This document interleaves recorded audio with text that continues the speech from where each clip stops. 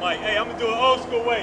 Hey, everybody, thanks for being out here. Black Lives Matter. Black Lives Matter. Hey, while we in front of the police, I want to bring something up real quick. How do you defund the police? By knowing your rights, by standing for your rights. Here's one right that we stood for on the tab right quick. We'll read it out to you real fast, all right? All right, pause.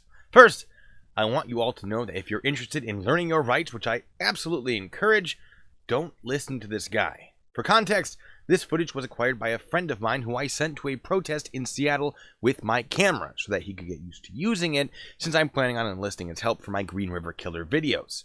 When I saw this footage, I was ecstatic. Everything that this guy says is a sovereign citizen argument. Now, that doesn't mean that he himself is a sovereign citizen, but he's certainly been reading their literature or talking to them. So, listen to what he's saying. I'm going to pop in every once in a while to explain a breakdown of why he's wrong. So, don't mind me. I'll just be in the background.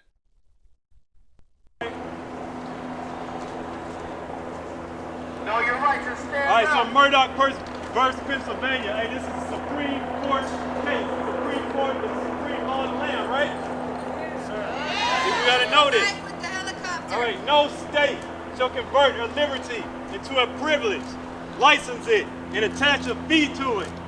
So why are we buying driver's license? Why are we buying business license? Why are we buying all these licenses?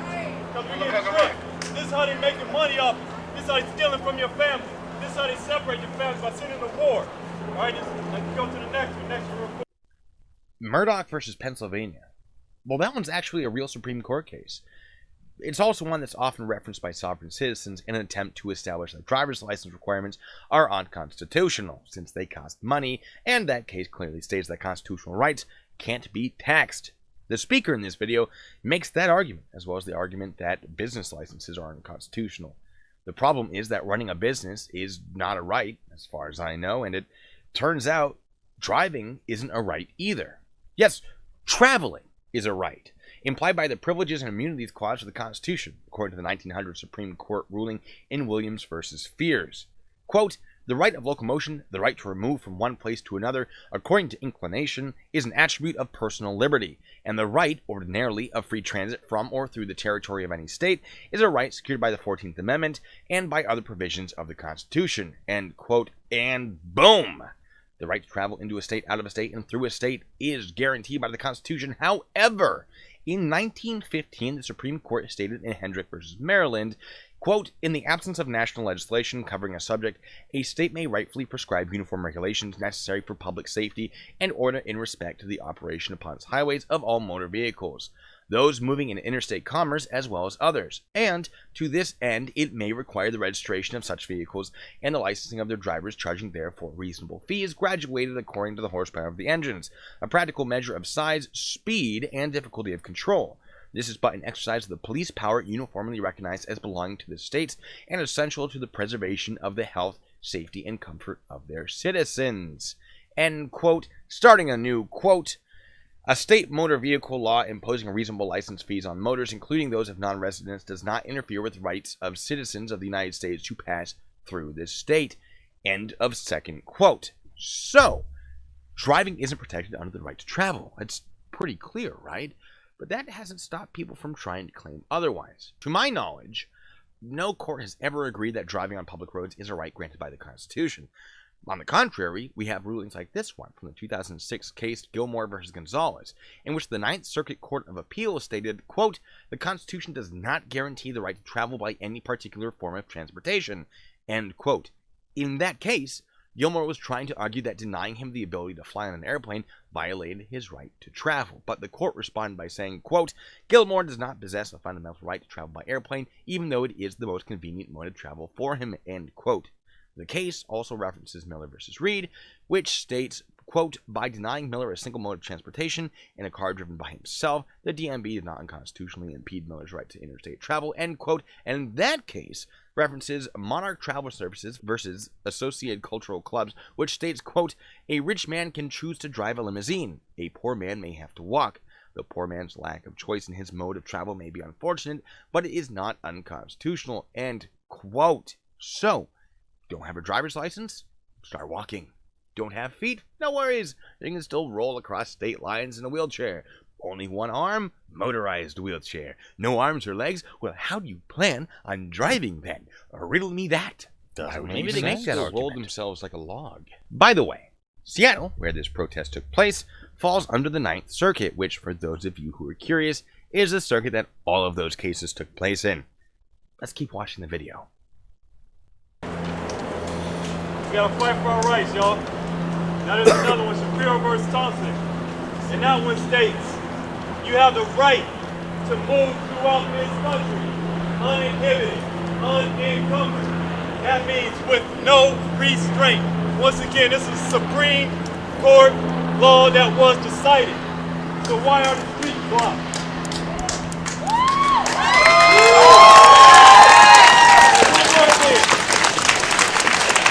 One more thing. Because I live over in Bellevue, and on the side of all Bellevue Police Department vehicles, what does it say? It says an internationally accredited agency. So let me read this 13th Amendment to you real quick, since they get money internationally, right? All right, if any citizen of the United States shall accept, claim, receive, or retain any title of nobility or honor, or shall without the consent of Congress accept and retain any present, pension, office, or emolument, that means payment, of any kind whatsoever from any emperor, king, prince, or foreign power. Once again, foreign power, an internationally accredited agency, all right?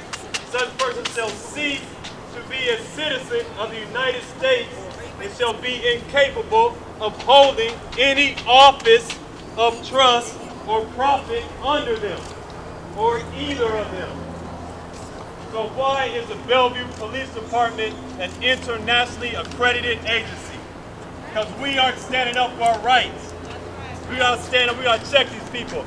The American Legislative Executive Council, they create all these fake ass laws that we abide to. We gotta stick to the Constitution, all right? The Constitution is the supreme law of the land, not Uniform Commercial Code.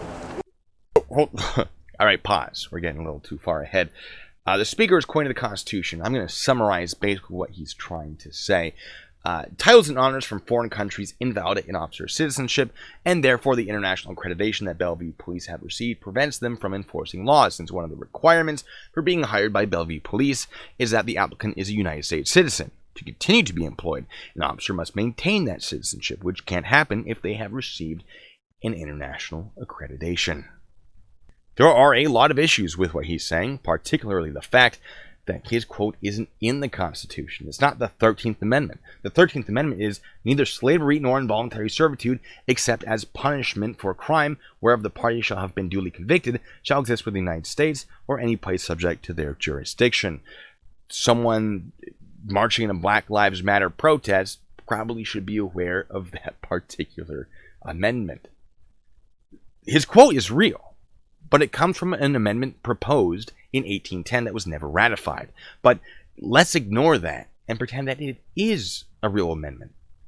Bellevue Police are internationally accredited. And not knowing what that meant, I did about 30 seconds of research, which was about how long it took to figure it out. The international accreditation comes from the Commission on Accreditation for Law Enforcement Agencies, which is an accrediting body that ensures the development and maintenance of international law enforcement standards. Quote from their webpage, law enforcement standards are applied to develop sound policies, make data-driven decisions, and implement appropriate technologies, equipment, and training. And these standards serve as tools for continuous organizational improvement, progressiveness, accountability, and adherence to the constitutionally protected rights of those served. End quote. The Accrediting Commission is made up of 21 members consisting of government and judicial officials, academicians, public safety leaders, and other subject matter experts. The process of accreditation is voluntary and takes about 3 years to complete. To maintain the accreditation, the department then has to start the entire process again at the end of those 3 years, and that's pretty cool, right? I suppose you could consider the accreditation a title of honor, but it's not bestowed by a foreign power. You see, that agency, the Commission on Accreditation for Law Enforcement Agencies, is based out of Virginia. Imagine wanting police accountability and then being upset that this department had voluntarily chosen to be trained and assessed to ensure they were meeting international standards for policing. I don't know about you, but that seems a little absurd.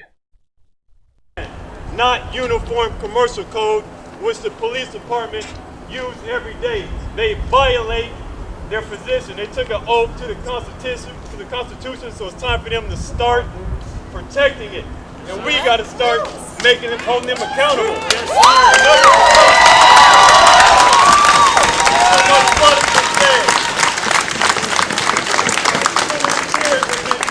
Come down. Too much pain has been caused. Too much division has been caused. It's time for us to unite. This is united right now, all right? Love each other. Take care of each other. All right, man, y'all be safe. Peace and blessings. Black Lives Matter. Black Lives Matter.